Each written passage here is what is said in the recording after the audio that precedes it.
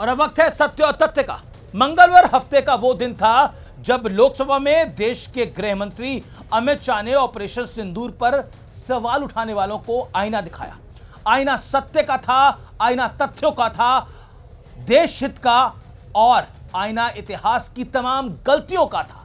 देश के गृह मंत्री अमित शाह मंगलवार को लोकसभा में पहुंचे तो ना जाने ऐसे कितने आईने साथ लेकर गए थे। जिस तरह से इंडियन एयरफोर्स ने प्रिसीजन के साथ पाकिस्तान की कमर तोड़ी, ठीक वैसे ही देश के गृह मंत्री अमित शाह ने दस्तावेज और आंकड़ों के साथ, यानी सत्य और तथ्य के आंकड़ों के साथ हर सवाल, हर आरोप, हर एजेंडे पर प्रिसीजन के साथ स्ट्राइक करा, प्रहार किया।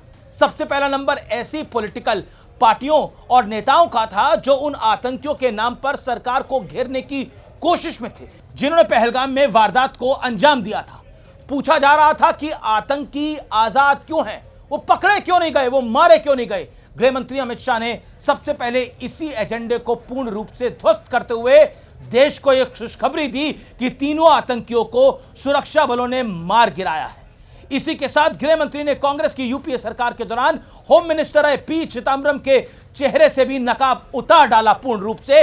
चिदंबरम ने कहा था, आपको याद होगा, पहलगाम हमले में पाकिस्तान के शामिल होने के सबूत नहीं है, ये देश के पूर्व गृह मंत्री कह रहे हैं।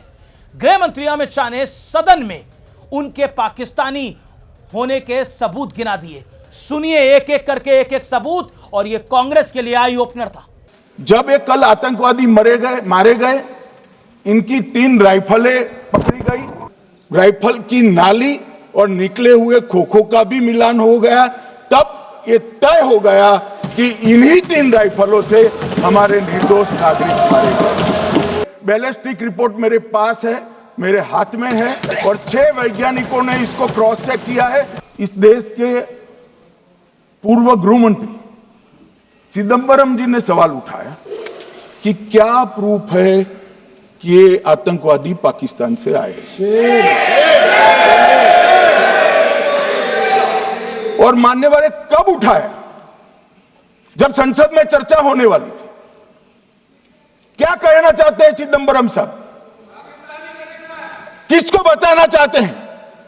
पाकिस्तान को बचाकर आपको क्या मिलेगा? 3 में से 2 के पाकिस्तान के वोटर नंबर भी आज हमारे पास उपलब्ध है। मान्यवर, ये राइफलें हैं, ये राइफलें भी हमारे पास उपलब्ध है। इनके पास से जो चॉकलेटें मिली हैं, वो चॉकलेटें ढोक में से मिली, वो भी पाकिस्तान की बनाई हुई चॉकलेट है। मान्यवर, मैं तो अपेक्षा करता था कि जब ये सूचना सुनेंगे पक्ष विपक्ष में खुशी की लहर दौड़ जाएगी, मगर ये स्याही पड़ गई इनके चेहरे। इसके बाद गृह मंत्री अमित शाह ने एक एक कर कांग्रेस की सारी ऐतिहासिक भूल गिना डाली। 1948 में पंडित जवाहरलाल नेहरू यूएन ना जाते तो पीओके ना होता। 1962 में पंडित नेहरू ने अक्साई चीन को बंजर बताकर उसे चीन के हवाले कर दिया था।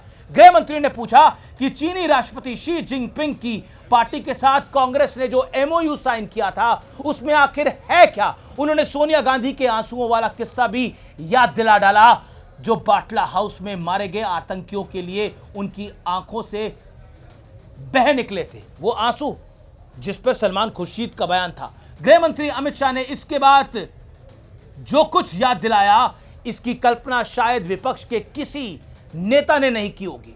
उन्होंने पूछा, 1984 में राजीव गांधी की सरकार के दौरान दाऊद इब्राहिम कैसे भागा, 1993 में सैयद सलाउद्दीन कैसे भागा, तब नरसिम्हा राव की कांग्रेस की सरकार थी, और 2010 में इकबाल भटकल कैसे भागा, तब मनमोहन सिंह की सरकार थी यूपीए की।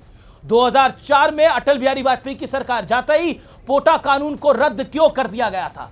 2005 में अयोध्या में रामलला पर हमला कैसे हुआ, 2007 में हैदराबाद धमाका, 2007 में ही लखनऊ वाराणसी में धमाके, 2008 में श्रीनगर आर्मी के काफिले पर हमला, 2008 में ही मुंबई में 26/11 का हमला जो कि सबसे बड़ा और भीषण था। जयपुर में धमाके, अहमदाबाद में धमाके, दिल्ली में धमाके, पुणे में धमाके, 2011 में मुंबई के धमाके कैसे हो गए, यह पूछा गृह मंत्री अमित शाह ने। कुल मिलाकर गृह मंत्री अमित शाह ने सत्य और तथ्य वाले आईने से झूठ और एजेंडाधारियों के एजेंडे को बेपर्दा कर दिया। सत्य को शोर की जरूरत नहीं है और असत्य शोर के बिना जीवित नहीं है। तथ्य अपनी कहानी खुद सुनाते हैं और सारे एजेंडे धरे के धरे रह जाते हैं। आज का सत्य और तथ्य यह है, गृह मंत्री अमित शाह ने जब एक एक करके आईना दिखाया तो शायद कांग्रेस के पास कुछ रह नहीं गया कहने को। तो यह था आज का सत्य और तथ्य।